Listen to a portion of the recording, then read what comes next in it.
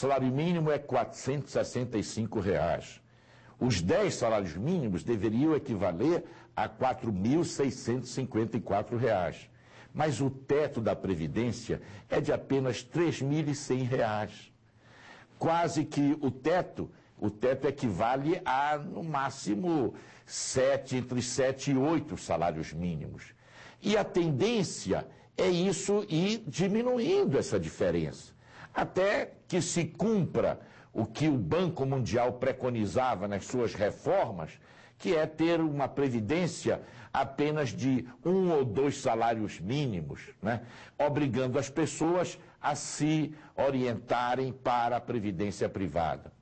Meus amigos, todas essas reformas foram profundamente contestadas pelos sindicatos, pelas mobilizações, pelos aposentados. Nós não tivemos no Brasil, felizmente, aquilo que ocorreu no Chile, ali sob a ditadura de Pinochet, que foi a privatização total da Previdência. Os patrões deixaram de contribuir e quem se encarregou da Previdência eram os fundos de pensão privados. E o governo ficou com um enorme passivo daqueles que já estavam aposentados ou daqueles que estavam em vias de se aposentar. Essas reformas varreram toda a América Latina. Algumas mais radicais, como a chilena, outras um pouco menos radicais, como as mudanças que ocorreram na Argentina, na Bolívia, no Equador. No Brasil, esse ímpeto reformista da Previdência Social, com a marca do neoliberalismo, ela tinha claramente esse objetivo: diminuir os gastos públicos em relação à questão social e cortando benefícios, dificultando a obtenção desses benefícios.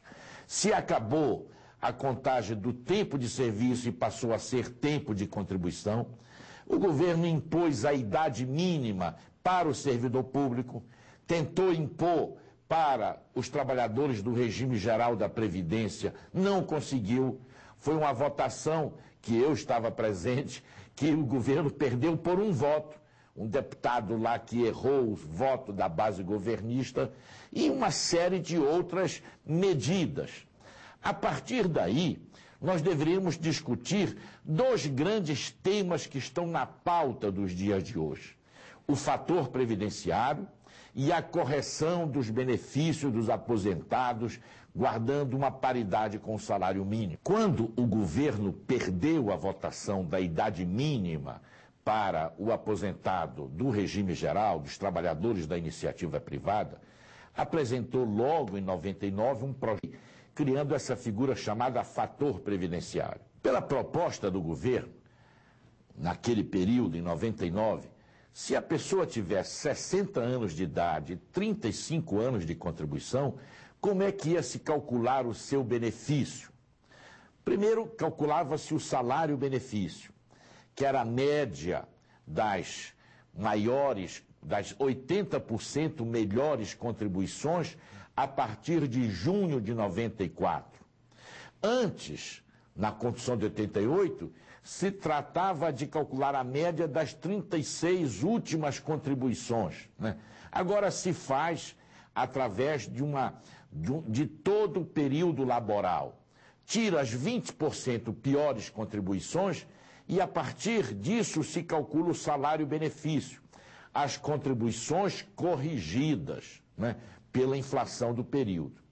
E se multiplica pelo fator previdenciário, que é uma fórmula matemática que depende da idade, do tempo de contribuição e de um indicador do IBGE chamado a expectativa de sobrevida a partir de determinada idade.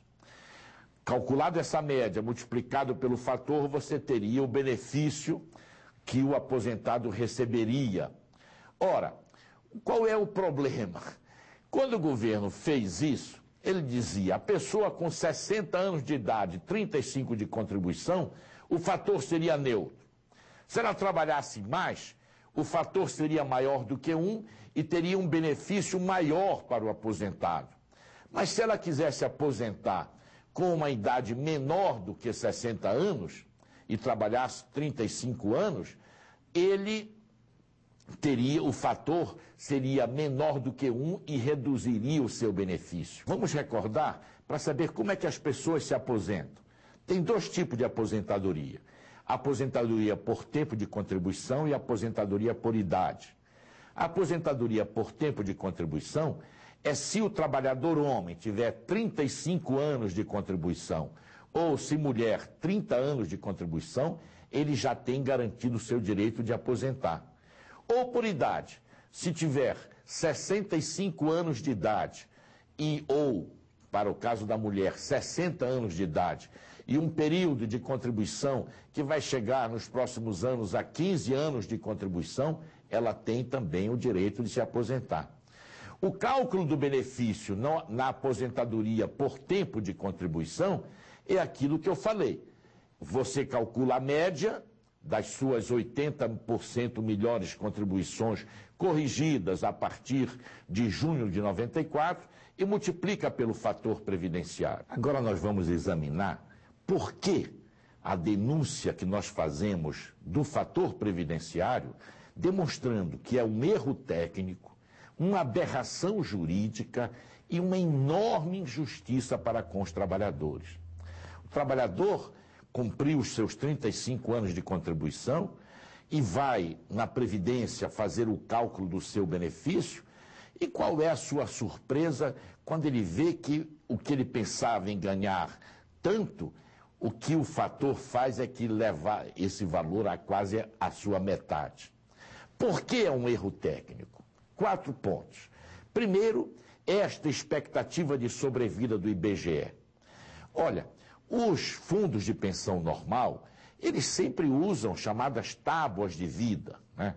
Usa-se tábuas americanas, tábuas inglesas. Nenhum fundo de pensão no Brasil usa a expectativa de sobrevida do IBGE. Por quê? Porque não serve para cálculo atuarial, como me explicou um professor da ciência atuarial. Então, não é conveniente usar essa expectativa de sobrevida do IBGE para cálculo de aposentadoria. Segundo, dos mais de 400 fundos de pensão, não existe um fundo de pensão que altere a sua tábua de vida todo ano, como ocorre na questão do fator.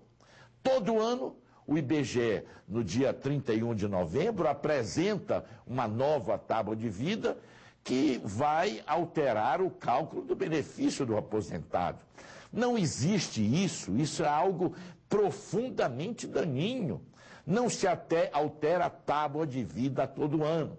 Os fundos de pensão, quando alteram a tábua de vida, alteram de um determinado período. E, por último, quando se altera uma tábua de vida, se altera para os anos vindouros, não para aqueles anos que já passaram. Isso se cria contradições evidentes.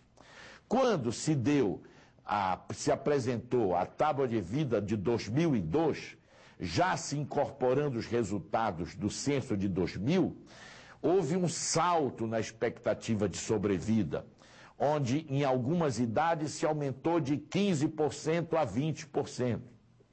Então nós temos o seguinte caso: 2 pessoas, seu Joaquim e seu José, tinham 35 anos de contribuição e 60 anos de vida. O seu Joaquim disse: eu vou me aposentar. O seu José disse: não, eu vou trabalhar mais um ano, eu vou melhorar o valor do meu benefício, porque o meu fator vai ser maior do que 1. Aí o seu Joaquim disse: não, eu vou me aposentar logo, que eu não confio nessas regras do governo. E se aposentou. E ganhou 1.000, vamos supor assim, 1.000 de benefício de aposentadoria. O seu José, que trabalhou mais um ano, porque alterou a expectativa de sobrevida nesse período, quando for fazer o cálculo do seu benefício, ele vai ganhar apenas 920, porque mudou a tábua do IBGE. Então isso é uma aberração, quebra-se a isonomia. Esse é um flagrante erro técnico.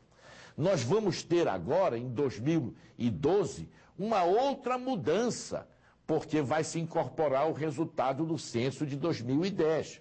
Nesse sentido, hoje, ao contrário do que se dizia quando foi aprovada a lei do fator, a Lei 9876, em 99, quando a pessoa tivesse 60 anos de vida, de idade, e 35 de contribuição, o fator seria neutro. Hoje, para o fator ser neutro, a pessoa precisa ter 64 anos de idade e 35 de contribuição. Quando houver essa mudança do censo de 2010, nós vamos ter a pessoa ter 67 anos de idade. Isso é um grave erro técnico, incorporar esse processo ao cálculo do fator. O fator é um erro técnico, não é usado, essa expectativa de sobrevida não é usada pelos fundos de pensão, não se muda expectativa de vida, tábua de vida todo ano, e quando se muda, não se altera para o passado, mas apenas para o futuro, se faz um cálculo proporcional.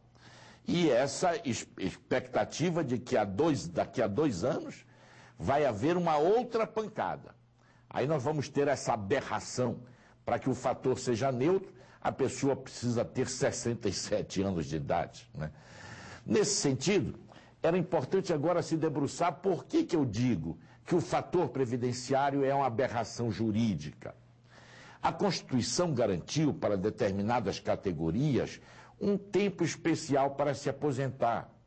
Por exemplo, para os professores e professoras, elas se aposentam com o professor com 30 anos de contribuição e a professora com 25 anos de contribuição. O professor com efetivo trabalho em sala de aula. Isso é importante dizer porque é uma avaliação da sociedade e uma valorização do professor em termos do sacrifício e do desgaste que ele tem ministrando aulas para as nossas crianças. Ora, quando a professora vai se aposentar, com os seus 25 anos de contribuição, ela tem um adicional no seu tempo de contribuição para aplicar o fator, mas a sua idade permanece a mesma. Então, ela, quando vai fazer o cálculo do seu benefício, o fator, em alguns casos, tira metade do valor do benefício. Todos aqueles que têm algum tipo de tempo especial, os mineiros, né? Os metalúrgicos submetidos a condições de trabalho insalubre, que multiplica-se aquele período de tempo por 0,2, todos aqueles que têm algum tipo de tempo especial, garantido pela Constituição, eu chamo a atenção disso, são profundamente prejudicados pelo fator previdenciário. Então, na prática, o fator, e é por isso que é uma aberração jurídica, retira o direito assegurado pela Constituição.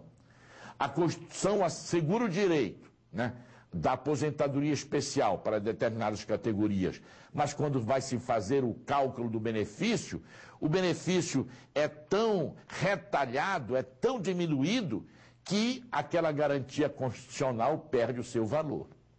E, por último, por que é uma tremenda injustiça? A aposentadoria é uma questão de garantir uma previsibilidade para a pessoa, né? Hoje, o aposentado, hoje o trabalhador que vai se aposentar, ele chega no INSS para saber o cálculo do seu benefício já com as pernas tremendo. E ele fica efetivamente surpreso. Ele esperava aposentar parecido com seu último salário, mas o fator é profundamente redutor desse benefício. Então são prejudicados os trabalhadores e principalmente aqueles que começaram a trabalhar mais cedo, aqueles que começaram a trabalhar aos 16 anos, quando chega aos 55 anos, já tem garantido o seu tempo de contribuição, mas o fator prejudica principalmente aqueles que mais se dedicaram ao trabalho. Então, o fator é um erro técnico, como eu demonstrei. É uma aberração jurídica, porque se contrapõe a um direito garantido pela Constituição. E é uma enorme injustiça social, porque prejudica aqueles que começaram mais cedo a trabalhar, obrigados pelas circunstâncias da própria vida.